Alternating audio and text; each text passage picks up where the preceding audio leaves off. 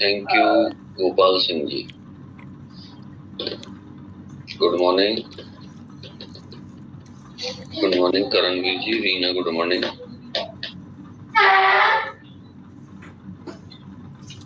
आज यहाँ लाइट गोल होने के कारण कुछ नेटवर्क इशू आ रहा है, इसी कारण लेट ज्वाइन हो पाए। अब समस्या आएगी कि जो लैपटॉप की बैटरी है वो कितना साथ देती। अगर लैपटॉप की बैटरी टाइम पे साथ दे दी तो कंप्लीट हो जाएगा सन स्ट्रोक। आज का जो टॉपिक है, गुड मॉर्निंग, 96 पेज पे खोल सकते हैं। और अगर बैटरी डाउन हो गई तो फिर वो दिक्कत आएगी, इसलिए अपन बिना समय गवाए सर गुड मॉर्निंग स्ट्रोक को जो है वो शुरू कर देते। टाइम भी हो गया है, नमो नमः साहब, ताकि वो कम से कम 9:40 तक खत्म हो जाए। अभी 9। हाँ good morning. Good morning Mangesh Gupta. लोग ज्वाइन हो चुके हैं वो बेसिक हेल्थ केयर बुक में 96 पेज पर देख सकते हैं। सन स्ट्रोक निकाल लें। सन स्ट्रोक का मतलब होता है लू लगना, और जो धूप में भी लग सकती है, किसी गर्म क्षेत्र में रहने से भी लग सकती है, और अन्य किसी कारण से भी, गर्माहट से, गर्म हवा से, या जैसे बाइक पे जा रहे हैं तो गर्म हवा लग जाए बिना चश्मा और वो पहने जा रहे हैं। गुड मॉर्निंग संध्या। तो इस तरह से जो है वो कभी भी सन स्ट्रोक हो सकता है। तो वो सन स्ट्रोक को अपन देखेंगे किस तरह से हो जाता है, जिसी को लू लगना भी कहते हैं। तो इंट्रोडक्शन देखते हैं। An illness that is caused by spending too much time in very hot, strong sunlight, sunstroke जैसी बीमारियां जो है वो हो जाती हैं। तो उसी के बारे में अपन को डिस्कस करना है। और ये ज्यादातर बच्चों को होने वाली भी, तो उनको सनस्ट्रोक की संभावना हो जाती है। इस हीट स्ट्रोक लंबे समय तक उच्च तापमान के संपर्क में रहने का परिणाम है। यदि हीट स्ट्रोक के साथ डिहाइड्रेशन भी हो जाता है तो इसका टेम्परेचर रेगुलेटिंग सिस्टम जो बॉडी का रहता है, temperature, good morning, temperature regulate वो भी खराब हो जाता है। हीट स्ट्रोक की चिकित्सा परिभाषा 104 डिग्री फ़ारेनहाइट से अधिक शरीर का मुख्य तापमान है, जिसमें केंद्रीय तंत्रिका तंत्र से जुड़ी जटिलताएं होती हैं, जो उच्च तापमान के संपर्क में आने के बाद होती हैं। अन्य समान लक्षणों में मितली, दौरे, भ्रम, दृष्टिभ्रम, भटकाव और कभी-कभी चेतना या कोमा को भी शामिल किया गया है।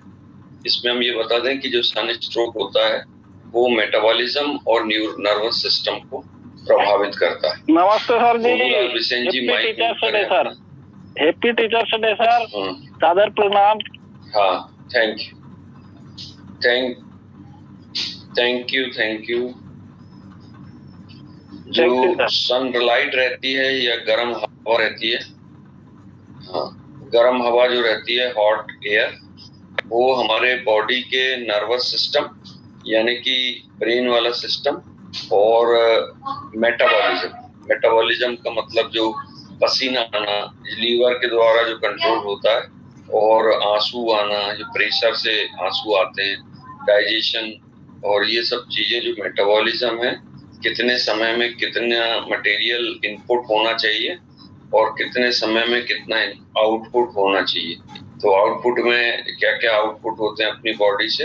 आंसू निकलते हैं, फूक निकलता है जिसको सलाइवा कहते हैं, पसीना निकलता है जिसको स्वेट कहते हैं, स्टूल पास करते हैं, मल त्याग करते हैं, यूरिन निकालते हैं। तो इनका ये टोटल रेशो जो रहता है, और इनपुट यानी अब इनकी पूर्ति के लिए जो अपन खाते हैं, जैसे कि पानी पीते हैं, दूध पीते हैं, कोल्ड ड्रिंक्स पीते हैं, खाना खाते हैं, कोई सॉफ्ट चीजें खाते हैं, मिठाई खाते हैं। तो खाने और पीने, ये दो चीजें जो है वो आउटपुट और इनपुट का रेशियो मेंटेन करती, वो कहलाती है metabolism. Rajesh Gurjar ji thank you. अब ये जो सन स्ट्रोक है वो मेटाबॉलिज्म को प्रभावित करता है, जिसके कारण जो स्किन के नीचे श्वेत ग्रंथि या पसीने की ग्रंथियां हैं वो एकदम से सूख जाती हैं, जिसके कारण पसीना आना बंद हो जाता है। किसी व्यक्ति को सनस्ट्रोक लगी है या लू लगी है, कुछ क्षेत्रों में इसको झकर भी बोलते हैं, झकर लगी है या लू लगी है, तो ऐसे कैसे पता लगाएंगे कि लू वाले पेशेंट को पसीना आना बंद हो जाता है, क्योंकि इसका मेटाबॉलिज्म एकदम डिस्टर्ब हो जाता है और डिहाइड्रेशन होने की वजह से ना तो उसको आंसू आते, वो रोएगा, उसके चेहरे पे ऐसे रोने वाले भाव दिखाई देंगे परंतु आंसू नहीं आएंगे।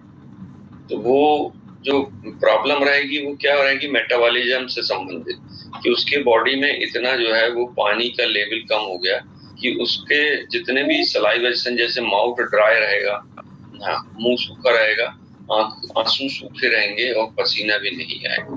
तब ऐसी स्थिति में जो पोर्स वगैरह बंद हो जाते हैं उनको खोलने के लिए जो मेडिसिन दी जाती हैं, कुछ लोग इसका देसी उपचार करते हैं जो अपन आगे चर्चा करेंगे, और तब जाके वो अपनी सामान्य स्थिति में आ पाता है। क्लिनिकल फीचर देखें तो हीट स्ट्रोक का मुख्य लक्षण शरीर का जो तापमान है 104 डिग्री फ़ारेनहाइट उससे ज्यादा हो जाता है, लेकिन बेहोश नहीं होता पेशेंट। 104 के आसपास उसका तापमान हो जाता है परंतु फिर भी कॉन्शियस में रहता है। अदर सिम्टम में देखते हैं थ्रॉम्बिंग हेडेक। थ्रॉम्बिंग हेडेक का मतलब होता है ऐसा हेडेक जिसमें उसको ऐसा लगता है कि कोई सिर में ऐसा फूट रहा है, तो थ्रॉम्बिंग हेडेक कहलाता है। इसके अलावा बहुत तेज सिर दर्द, थर्मामीटर से प्राप्त मुख्य शरीर का तापमान 104 डिग्री या उससे अधिक होना हीट स्ट्रोक का संकेत रहता है।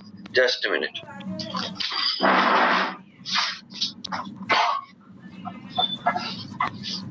तुम कपड़े बदल लो, अगर हम जाओ मत 10 मिनट में हम क्लास खत्म कर रहे हैं, फिर हमारे साथ ये सब रखवा लेना, फिर तुम निकल, है ना, थोड़ी देर रुक जाओ। कपड़े फ्री हो गए? हाँ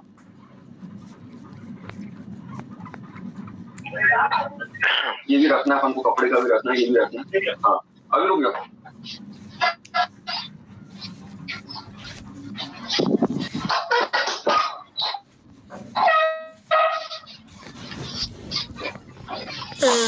आज जो है वो एक हर छठ फेस्टिवल जो मध्य प्रदेश में मनाया जाता है तो वो होने हो रहा था। क्या कोई बात नहीं। क्लिनिकल फीचर अगर अपन हीट स्ट्रोक के देखें तो उसमें थ्रॉम्बिक हेडेक यानी बहुत तेज सिर दर्द, जिसमें ऐसा ठोकने टाइप का पेशेंट को दर्द रहता है कि कोई ठोक रहा है। इसके अलावा थर्मामीटर से अगर अपन तापमान नापते हैं पेशेंट का तो 104 डिग्री या उससे अधिक अगर आता है तो हीट स्ट्रोक का लक्षण रहता है। वर्टाइगो यानी चक्कर आना,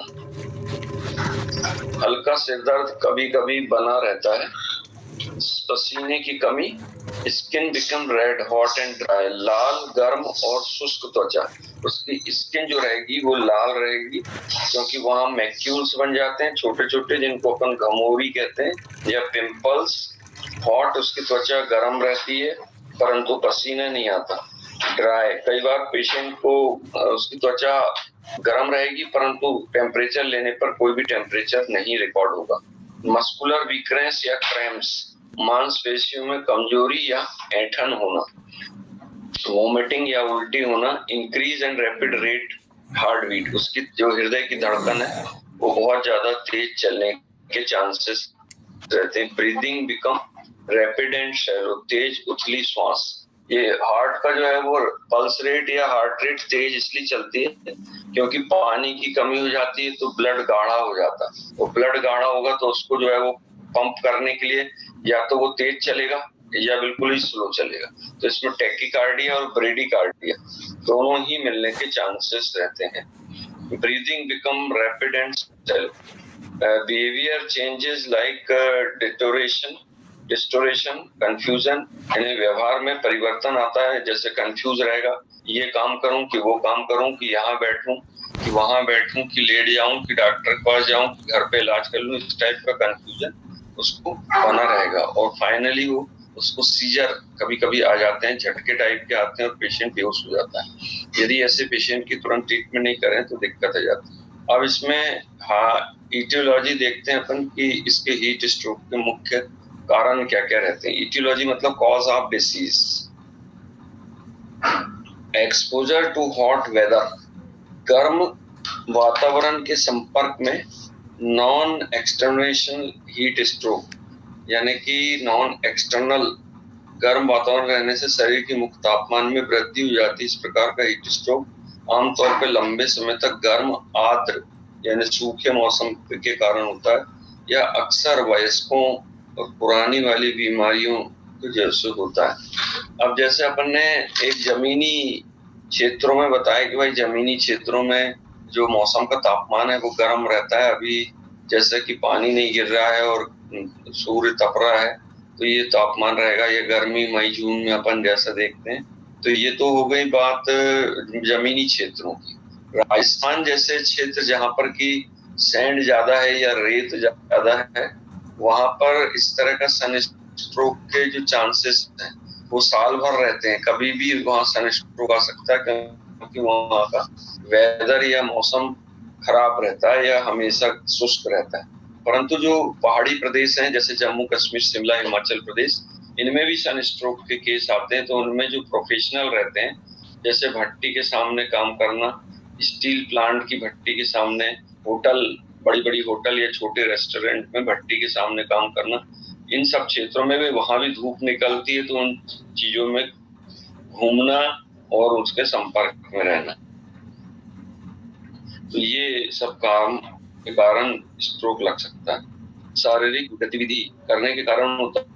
अगर वैश्व में व्यायाम करने या काम करने वाले व्यक्ति भी स्ट्रोक का कारण बनते हैं। जैसे कि मजदूरों को अपन देखते हैं जो जमीन में नाली वगैरह खोदते हैं या मकान के काम में लिप्त रहते हैं, तो मौसम कितना भी गर्म रहे ये उसी धूप में जो है वो काम करते चले जाते हैं।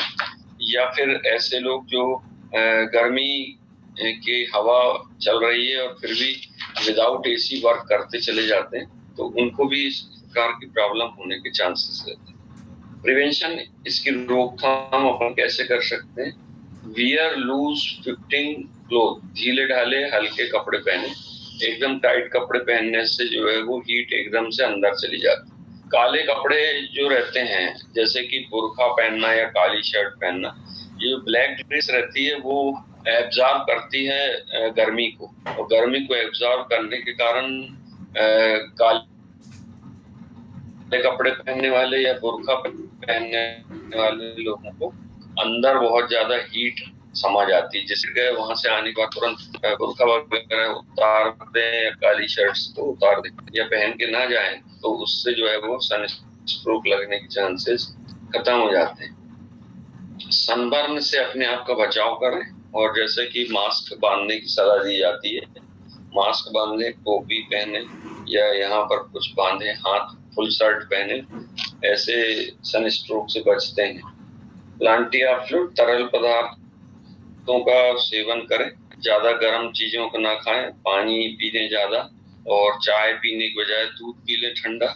इस प्रकार के सेवन करने से डिहाइड्रेशन की समस्या नहीं होगी। कुछ दवाओं के साथ अतिरिक्त सावधानी बरतना पड़ता है। कुछ सर्टेन ड्रग्स ऐसे रहते हैं जो कि गर्मी पैदा करते हैं। सभी जानते हैं कि एंटीबायोटिक की डोज जो है वो दस्त को क्रिएट कर देती है, कई बार दस्त लगा देती है, और ज्यादा गर्मी अगर लग जाए और वो धूप में भी घूम रहा है या गर्मी की चपेटे में है तो सन स्ट्रोक के चांसेस रहते हैं। इसमें जो टैबलेट मैनेजमेंट के रूप में दी हुई है वो साधारण है। जैसे टैबलेट या इंजेक्शन वोवेरान 3 ml का इंट्रामस्कुलर स्टेरॉइड दे देते हैं, ताकि उसमें जो सोडियम, ये वोवेरान का कंटेंट रहता है डिक्लोफेन सोडियम, तो सोडियम जो है वो अपने ब्लड में पहुंच के और उसका थोड़ा सा ब्लड प्रेशर बढ़ाती है, जिससे मेटाबॉलिज्म सुधर जाता है, तो पसीना वगैरह आता है तो बुखार उतर जाता है। और यदि नहीं होता तो फिर 500 ml का डाइक्लोफेनेक कुछ टैबलेट में जैसे पोटेशियम होता है, उसका क्या काम होता है? हाँ, पोटेशियम जो है वो हार्ट के जो धड़कन रहता है उसको मजबूत करता है पोटेशियम, जबकि सोडियम जो है वो ब्लड के प्रेशर को बढ़ाता है।